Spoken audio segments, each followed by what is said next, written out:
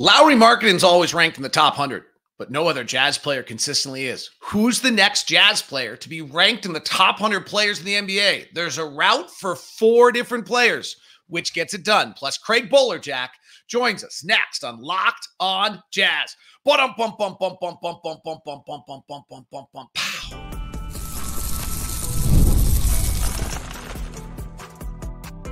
You are Locked on Jazz, your daily podcast on the Utah Jazz. Part of the Locked on Podcast Network, your team every day.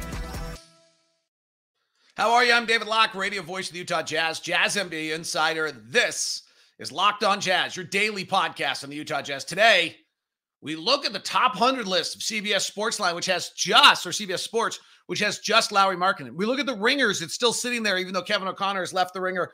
And it only has Colin, Sexton, and Lauri Markkanen. Who is the next Jazz player to break into the top 100? And how do they get there? Then we'll talk with Craig Bolerjack, the TV voice of the Utah Jazz, about the re-signing of Lauri Markkanen, what it means for the team. Will Hardy's year number 3, and some thoughts about the Western Conference with the great Bowler before we are done. This is Locked on Jazz, your daily podcast on the Utah Jazz, giving you insight, expertise, geeky numbers, and hopefully making it way better to be a Jazz fan each and every day. Thank you so much for making Locked on Jazz your first listen of the day. We are free and available on all podcasting apps, also on YouTube. So please follow, subscribe, be a part of it. Greatly appreciate it. Hit that bell button. Thank you. If you're a first time, for making Locked on your first listen of the day, I greatly appreciate that. And for the everydayers, you're the best. Today's show is brought to you in part by FanDuel. FanDuel, start the season with big return on FanDuel. Place your $5 bet, and you'll get started with a $200 in bonus bets guaranteed. Visit FanDuel.com to get started. All right. So CBS Sports came out with their top 100, and there is not a second Jazz player listed. The Ringer is not done it since June and has Colin, Sexton listed in the NBA rankings as one of the top, as number 98. So let's look first. I think there's 4 players who at this point next year could be ranked in the top 100 players in the NBA. There's Lauri, obviously. He will be. He's ranked. The question we've talked about all offseason is where will he be ranked in that list? The next ones are 4. And the one I think is most likely is probably different than what most people think. So the one I think is most likely to be ranked in the top 100 players in the NBA next year of the Utah Jazz players is Walker Kessler. The route for Walker Kessler to get ranked in the top 100 seems to me to be the most likely of any of the Jazz players right now. Can Walker Kessler match what Derek Lively, who ranks 97 on the Ringer, did? Can he rank what Nick Claxton has done, who slipped to 94 on the Ringer? Isaiah Hartenstein is at 89 now at Oklahoma City with a lot of publicity. And it seems to me, if you look at CBS Sportsline's bottom list of 100 players, similar players, you see Nick Claxton's at 91. He slipped from 79. Lively's at 90. And Brook Lopez at 88. To me, Walker Kessler can get there fast. Easiest. If you look at Nick Claxton in Brooklyn, obviously the first thing that's going to happen is the fact that you're going to have Walker Kessler win the starting job. And if he plays like he did on the video that they sent out on Instagram this week, when he didn't miss a shot, but he actually looked like he was working hard and looked good, it'd be the case. And if you look at Nick Claxton's career compared to Walker Kessler, there's something here. Claxton comes in the league at 20, plays 15 games, and he plays 32 the next year. He plays 47 in his third year. It's not until his 4th year at 23 years old when he suddenly starts 76 out of 76 games, becomes one of the top 5 players for most improved, and top 10 player for defensive player of the year, that Nick Claxton becomes a top 100 player in the NBA. He averages 13 points, 9 rebounds, 2.5 blocks a game. These are all things that I think Walker Kessler could easily do. And if you kind of look at where Walker Kessler and Nick Claxton are, they're at similar stages of their career. This is going to be Walker's 23-year-old year. That was Nick Claxton's 23-year-old year. Nick Claxton spent a year at Georgia. Walker Kessler spent 2 years in college, so he has 1 year difference. But I think, and if you look at what Walker's done in his opening 2 years of his career, Walker's played 3,200 minutes. And if you look at Nick Claxton's opening 3 years of his career, he'd only played about 1,600. So Walker's way ahead of that game. And so I think it's absolutely reasonable that Walker Kessler is the next most likely player to be in the top 100 ranks of the NBA after having a season of 13 points, 9 rebounds, and 2.5 blocks. If you look at last year for Walker, what he did, he averaged 8 points. He had 2.5 blocks. He had 8 rebounds. So what we're saying is Walker goes from 23 minutes a night to the 29 minutes a night, 30 minutes a night that Nick Claxton played. And in those extra 7 minutes, he garners about 5 extra points on offensive rebounds or being a part of a play or doing something. And Walker's per 36 offensive minutes certainly slipped last year, but they were about, over the last 2 years, he's been about 13 points a game. And that's exactly where Nick Claxton was before he jumped to 15. So I think that's the most likely player to get to the top 100. The next one we all probably chose when I asked the question to start the show is Keyonte George. And the route for Keyonte George to me is Anfrenee Simons. So this is what I did. I went and looked at, well, where are other comparable players who you could look at and say, well, okay, he could become that type of player. Anfrenee Simons of the Portland Trail Blazers ranks at 75th on the Ringer 100 ranking and 86th on the CBS Sportsline.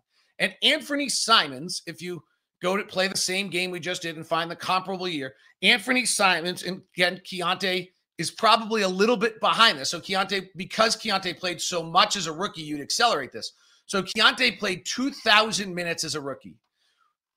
Anfrenee Simons played 1,500 minutes in his first 2 years. And then his 21-year-old year, he only played 1,000 minutes. So he had played 2,500 minutes by the time he was in his 22-year-old season. This will be Keyonte's 21-year-old season. He would do this a year earlier. But if you look back at Anfrenee Simons, and a similar player with similar skills, in his 21-22 season, Anfrenee Simons jumps from 8 points a game to 17 points a game. He jumps and shoots 41% from three. So that's the real question, obviously, on Keyonte, because Keyonte shot 33% from three last year. But if you go back and look at Anfrenee Simons in his first 2 years, that's exactly what Anfrenee Simons shot, 33% from three. Then in his 21-year-old year, he jumps to 43. Then he gets to 41. And he bursts out. And then since then, he's been 17, 21, and 23 points a game. And that's exactly what we all hope Keyonte George could become. But if you look at Keyonte's first year, he played so many minutes that to me is the route by which Keyonte George becomes a top 100 player in the NBA, is he does what Anfrenee Simons did in his fourth year, his 22-year-old year. Keyonte does it in his second year, in his 21-year-old year, where he jumps from being a 33% three-point shooter to a high 30s to 40% three-point shooter. And he plays, as Keyonte played last year, Keyonte played about, I believe it was 27 minutes a night. Simons jumped to 29 or 30 minutes a night. I don't think there's any reason to think Keyonte can't do that. So that's the route for Keyonte. I think that's maybe a year early, but that's the route by which he gets there. The last one would be whether Cody Williams is ready to burst onto the scene and do that in his first year. And the comp on that would be Brandon Miller from last year, who had a fabulous year and on any other year would have been rookie of the year. I don't think that Cody Williams can average 17 points, 4 rebounds, and 2 assists a game, like the number 2 pick of last year's drafted at 6'9", 210. If he can, we've got ourselves a true star, and that would be awesome. But I think that's a stretch, so I would put him last on the list. And then the final one is the guy who's actually in the top 100, which is Colin Sexton, just continues to have the great growth that he's had so far, and does really what he did last year. He got into the top 98 on the Ringer. He doesn't make the CBS Sportsline, but Colin last year averages 19 points a game and one of the most efficient seasons you could have, 49%, 39% from three, 55% effective field goal percentage, which is exactly what he had both the last years. And maybe Colin just has to continue to do what Colin's doing. So those are my 3 guys that I think have a chance to be in the top 100 players for the next, at this point next year. Walker Kessler, by doing what Nick Claxton's done. Keyonte George, by taking the jump that Anfrenee Simons took a year early, and and then also from Colin Sexton to just be a little bit more of Colin Sexton. Craig Bolerjack joins us coming up here on Locked On Jazz. Today's show, Monday edition, is brought to you by our friends over at Murdoch Chevy, located in Woods Cross and in Logan. The Murdochs have been in Utah for over 80 years. Incredible people doing great work for everyone. And then the Chevy truck. Oh, the Chevy truck. It's Americana. It is what everything you'd imagine. I was asked the other day, what are some of the nicest cars I've driven in my 7 years with the Murdochs? And the Silverado truck went right to the top of the list. The Silverado HD, the 3500 HD, or the 2500 HD, whatever it might be, or the even Silverado EV. Incredible. And $10,000 off right now on select Silverado 2024s that are ready for you to get you ready for the winter. Check it all out at Murdoch Chevy, and 2 ski passes with the new purchase of a new Chevy at Solitude Ski Resort. It's all at Murdoch Chevy, located in Woods Cross and located in Logan. Check it out. Email me at dlock09 to get your special deals over at Murdoch Chevy. Today's show is also brought to you by our good friends over at eBay Motors. Passion, drive, patience. That's the winning formula to also keep your ride or die alive. eBay Motors has everything you need to maintain your vehicle, level it up to peak performance, superchargers, roof racks, exhaust kits, LED headlights, and more. Whether you're into speed, power, or style, eBay Motors has you covered with 122 million parts for your number one ride or die. You'll always find exactly what you're looking for, and with eBay Guaranteed Fit, your part is guaranteed to fit your ride every time or your money back. Because with eBay Motors, we're burning rubber, not cash, with all the parts you need, the prices you want. It's easy to make your car the MVP. Bring home huge wins. Keep your ride or die alive at ebaymotors.com. Eligible items only. Exclusions apply. eBay's Guaranteed Fit, only to U.S. customers. Day 2 with Craig Bolerjack. He was on the last episode as well, so if you missed that, make sure you go back and get it. But everydayers know the great TV voice of the Jazz. The big debate, will the Jazz fully drive an armored vehicle into the season and trade Lauri Markkanen, or will they re-sign Lauri Markkanen and have him be a centerpiece for the future? And the answer is they will re-sign Lauri Markkanen for a centerpiece for the future. And I have no doubt where my friend Craig Bolerjack stood on this issue. And I have no doubt that my friend Craig Bolerjack was nervous with anticipation in the weeks and days before the deadline. How happy are you that Lauri Markkanen will bring viability to our game every single night? You know what, David? This was a tough one. You and I and Boone and T had a lot of chats about this. And, you know, it's still going to be a topic of conversation all year. Right move, wrong move. The beauty of it, in my opinion, as my phone slips a little bit, is we didn't have an earthquake. If we're in LA, that was an earthquake, right? It was, yeah. You know, it does give viability, and I think it gives growth to this franchise that they need, and stability. You may disagree. $42 million, I believe, is what he'll get this year and beyond. I think the biggest key is that we've always talked about who wants to play here and who doesn't. And I'm kind of tired of that conversation. You know, it's kind of like the woe is me line. Nobody wants to play in Utah. Well, hell, we got hockey now. We've got Real Salt Lake, pro soccer. You know, you can have a drink. You can go out and have dinner. Look, it's a beautiful place. I'm a Kansas guy. You're from the West Coast. We both are here, and we found a way to make it work. And I think this city's growing at a rapid rate. Olympics are coming back. Lauri Markkanen sees that. And I think when you have a player that embraces the franchise and the city and the fan base, that's a good thing. He could have demanded, like Donovan, or Rudy wanted to stay as well, but Mitchell wanted to move on, let's be honest. But Markkanen wanted to stay. Now, there must be something. I'm just going to hang on to this for myself and maybe fans as well. He knows more than we do, in my opinion. The grand plan, which, you know, I wish I knew. So we could relate that to the fan base. But for Markkanen, the money's great, right? But there's still, he could go on and at 27, going on 28, you know, everyone wants to solidify their legacy as a champion or to be in the playoffs yearly. I just think there has to be something with Markkanen that he knows, but he also likes this team. He likes the coach a lot in Will Hardy, as you know. And so in a way, it surprised me that he wanted to stay, and the Jazz, I guess, surprised me a little bit when it happened, David. They actually decided to pony up and pay.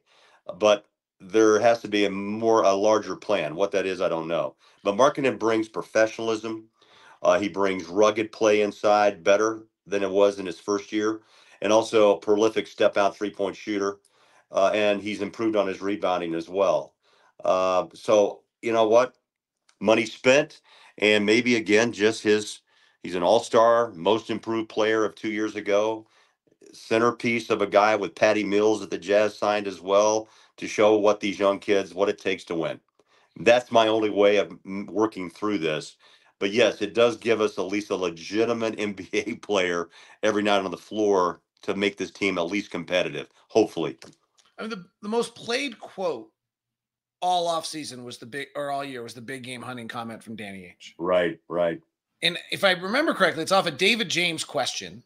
Yes. And if I remember correctly, if you actually go to the whole soundbite, he says two different things. He first says, hey, the reason we haven't gone to the bottom is if we can go get we're going to go big game hunting. If we can go big game hunting, we want to be ready to go. We empty the cupboard completely and we go get our big game hunting. Well, then we still need 2 or 3 pieces, and that's going to take multiple years. And right. And what he's not saying is on these short contracts with players, like if you want to go trade for someone, they got to want to be here. If there's nothing in the cupboard, they're not going to want to be here. Right.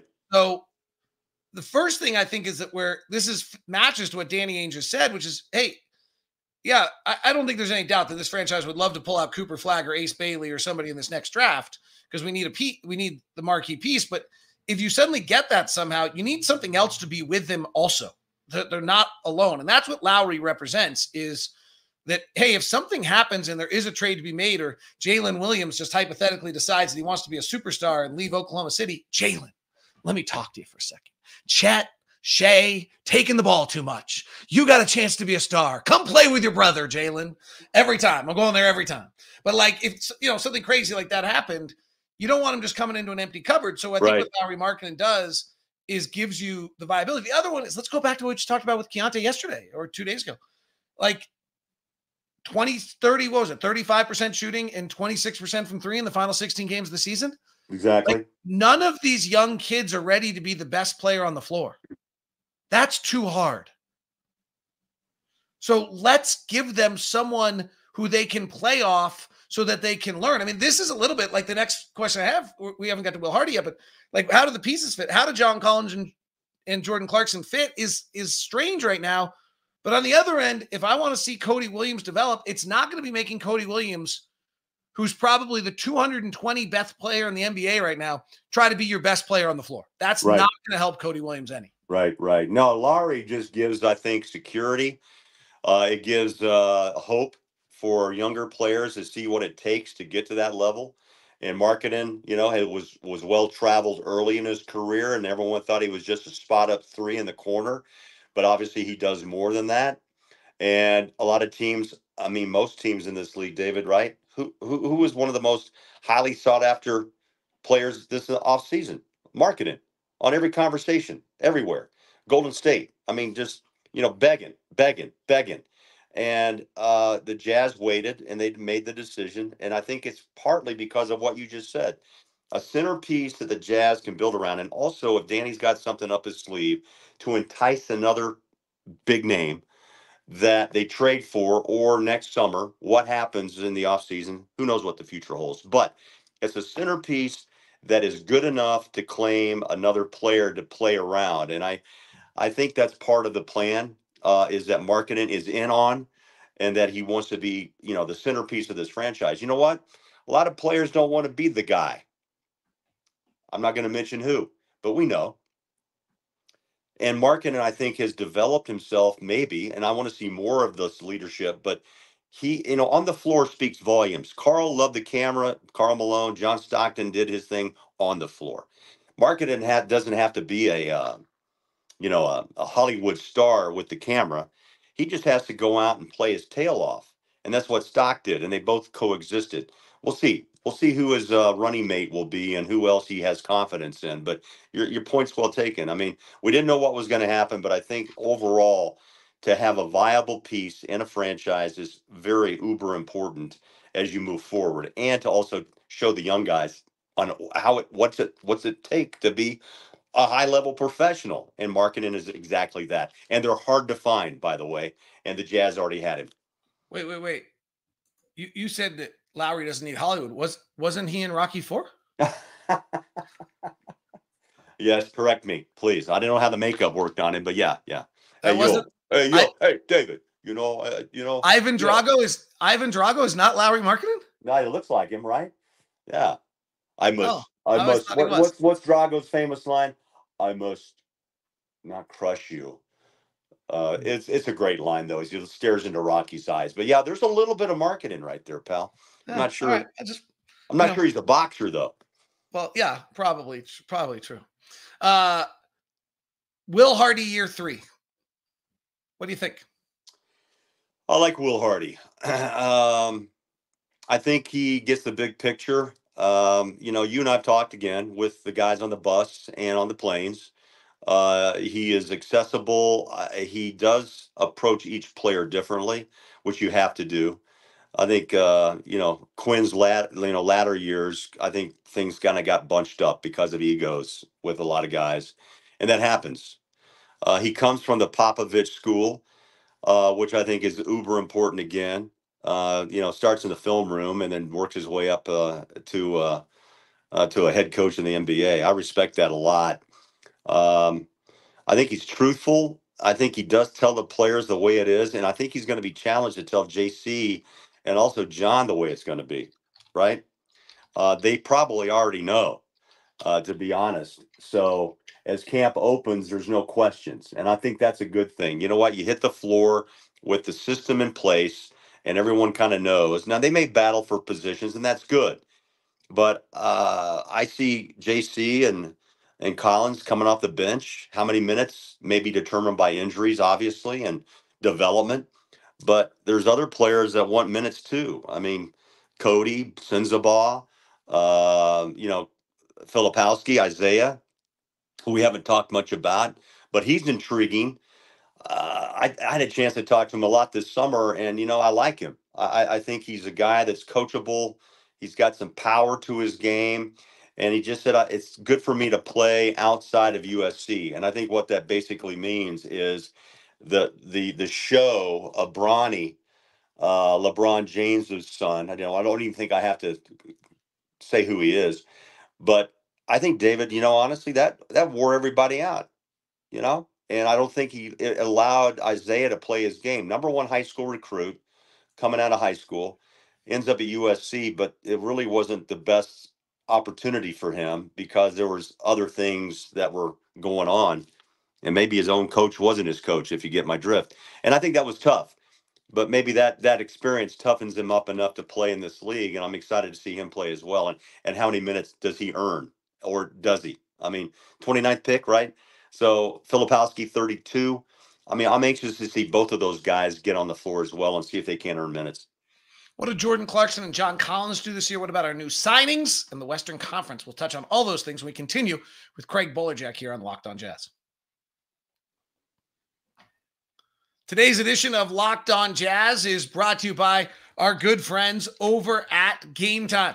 Game Time is the official ticketing app of Locked On, and Game Time brings you all the best prices. What concert is it you want to hit? Something over at Red Butte? Something up over at the new at the Amphitheater? I forgot the name. Some sponsors are really mad at me right now, but they've changed names. What is it that you want to hit over at Game Time? Get your best tickets available over at Game Time with the Game Time app and the promo code LOCKEDONNBA. $20 off your first purchase. Terms apply. Create an account, redeem your code for $20 Locked On NBA for $20 off. Why Game Time? Because they got you seat view, lowest price guarantee. Watch the ticket prices drop as it gets closer to the event. You have all sorts of great deals coming up for you. The super deal that they have for you to make sure that you're buying tickets and you get the best experience possible. Seat views, lowest price guarantee, curated deals, all there for you, and toggle the all-in pricing in, and you get no surprises. That's why Game Time is the official ticketing app of Locked On, and why Game Time is the answer for you. Download the app today. Use the promo code LOCKEDONNBA and get $20 off at Game Time.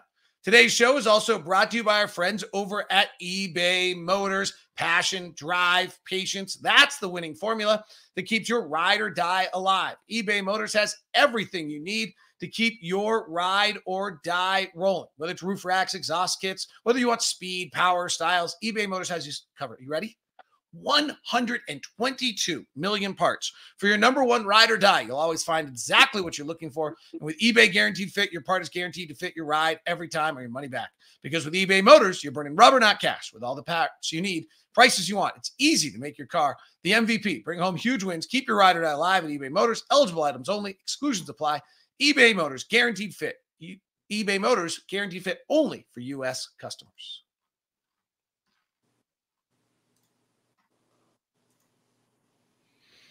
More with the fabulous Craig Bolerjack here on Locked On Jazz. We all get started here shortly. Craig and Thur will be back at it. New sideline reporter Lauren Green. She sat down with JP Chunga for the Round Ball Roundup. If you want to catch that interview that they did, Lauren will be a nice addition to everything going on. Holly Rowe still with us. She'll just have a little bit of a limited role, be working on big projects for it. So how do these pieces fit together? Jordan Clarkson and John Collins are the one that every fan is asking about. What do you think the role of John and John's still so young? And what do you think the role of John and Jordan are in all of this?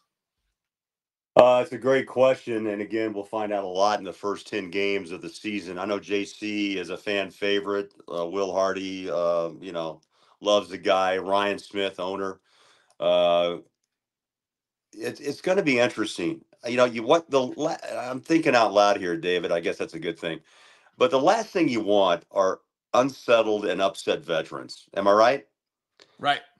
Because that can disrupt the locker room, and it can also sway a young player's mind that somebody who's close to one of those guys start to kind of say, yeah, you're getting a raw deal. No, the Jazz can't afford that. And I don't think the personalities of JC or John are like that. And I think the most important thing, as we talked about in the first segment, is that the communication with Hardy has got to be straight up, man. I mean, it's got to be like, this is what we're doing. This is what your role will be.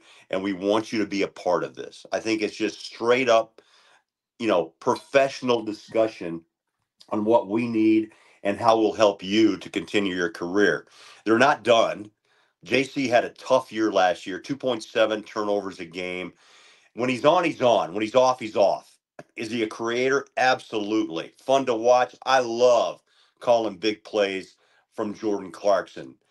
He's the younger brother of AB, I guess, in the Houdini category, right? From the old days.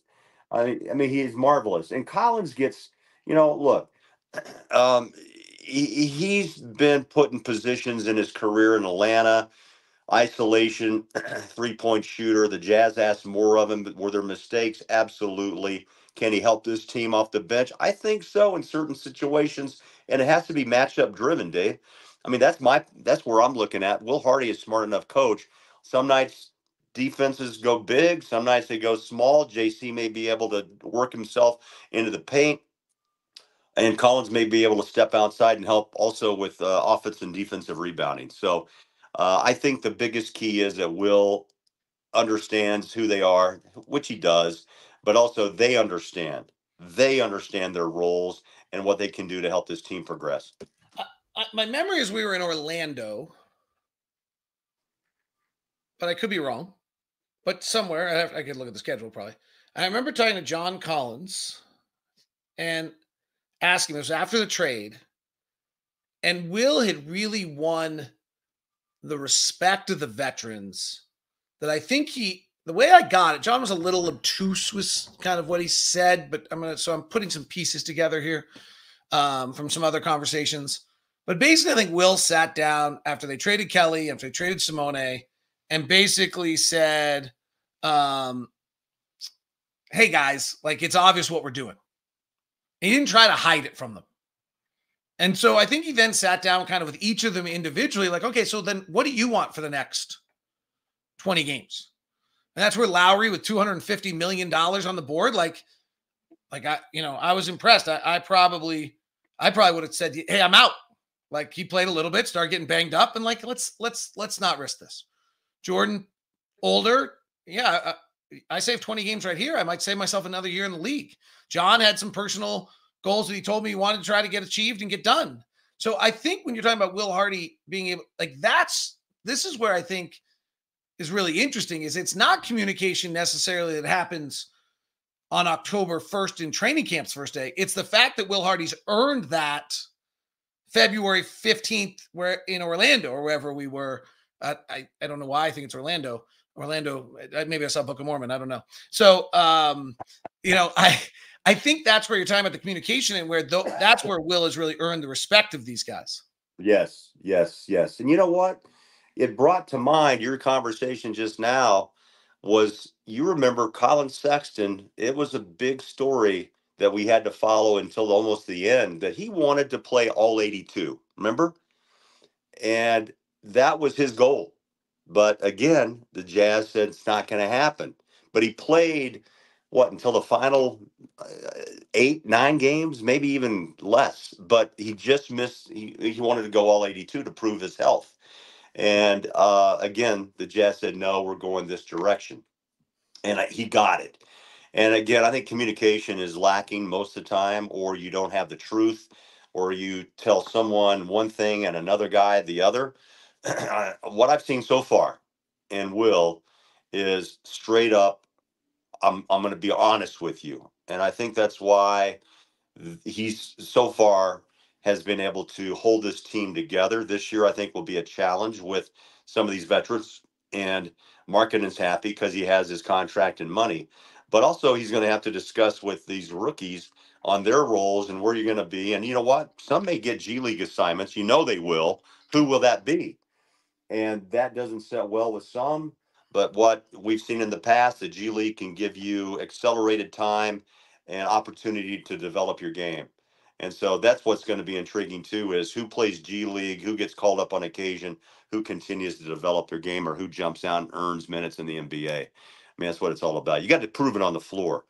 And can JC help? Can Collins help those players develop?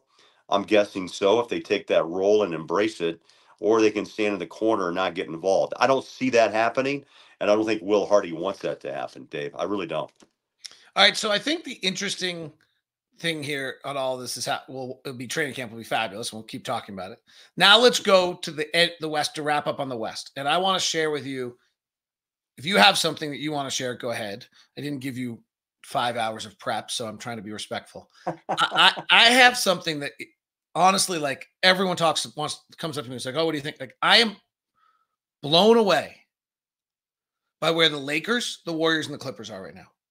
If you go to FanDuel's Sportsbook right now, the Warriors, the Rockets, and the Lakers are all tied in the over-under projections at 9, 10, and 11. So one of the Warriors, I don't care about the Rockets, but they're doing fine. They're doing exactly what they should be doing. The Warriors, Lakers, Rockets, one of those three teams does not make the playoffs or does not make the play-in. And according to FanDuel, if it's done by record, none of them make the playoffs. And the Clippers are 12th at 40.5.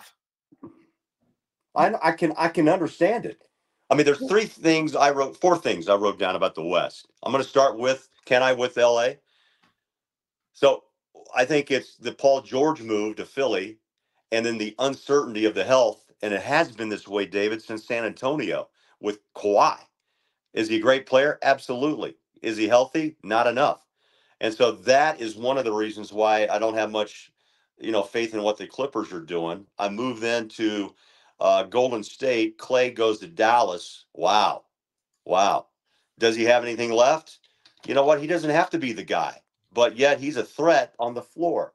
That's intriguing to see Dallas get over the hump and win the West again and make a title run. And the other one that surprised me a little bit, but maybe not, was the fact that Caruso, this helps Oklahoma City as Giddey goes to Chicago. They gave up on him a little bit, in fact, a lot. And then Caruso comes in as that defensive stopper and also has a 3-point ability. And then I'll end with Denver. I'm not sure what your thoughts are on the Westbrook. The Jazz have had him twice, by the way. Never wore a uniform, but yet Westbrook moves on All again. All of our favorite Jazzmen, Blue Edwards, Howard Isley, Thurl Bailey. They have Russell Westbrook. They have 2 stints with us. 2 stints with the Jazz. But those are 4 kind of interesting talking points to me. And then you mentioned the Lakers. Gosh, man, who runs the franchise? Laker fans love LeBron. I get it. Cleveland fans loved him for a while, and Miami fans loved him. Went back to Cleveland and got the title, and then goes to LA. I'm how a father-son combination is going to work. I'm not sure, again, the talent level, as we all know and what we saw, is not ready for the NBA in Bronny. But you know what? You force a guy into a situation, and your dad's calling the shots. I think it just is disruptive. I really do, and I think we're going to see that as the season goes on. How does AD respond to that? I don't know, but the Clippers, I think, are in trouble. Lakers are really an intriguing team. Houston's the same. Dallas looks stronger, as does uh, Denver, if Westbrook just plays his role and just knocks down a shot or gets on the floor and be a disruptor. But it could be a disruptor for Denver. It really could. I mean, where he's gone, things have been tough, and he may want the ball more than what Murray and the Joker are willing to give up. It could be an issue. It really could. I'm anxious to watch all five of these storylines in the West. I mean, the biggest problem with Russell Westbrook, he's not very good anymore. That's true. Like He nothing thinks else. he Like, he is. plays hard. He's great pizzazz. All those. He just doesn't. He's just not very good anymore. Like Yeah. he gave his body to the game, and Yes, the he game's did. not getting back to his body. Craig Bolerjack, you're fabulous. I look forward to 70 plus plane flights and some dinners and some conversations and a few plane flights where I actually don't talk to you and don't bother you because I actually read the room. You're the best. Thanks for your time. There's some nights, you know what, the chat's good. Other nights we got our heads down, working and prepping on those back-to-backs. But David, it's fun, pal. Love sharing the mic with you. And you and Booner on one side, Big T and I on the other. And we'll see how it works out. It's going to be a fun ride, interesting ride, don't you think? It will be. Lots of interesting storylines. He's Craig Bolerjack. If you're on audio, Locked on NBA and Locked on Fantasy Basketball are still producing every single day to get you ready for the season. And if you're on video, we're going to take you to the first ever 24/7 national sports channel. It's called Locked on Sports Today. Have a great day. Thanks for tuning in.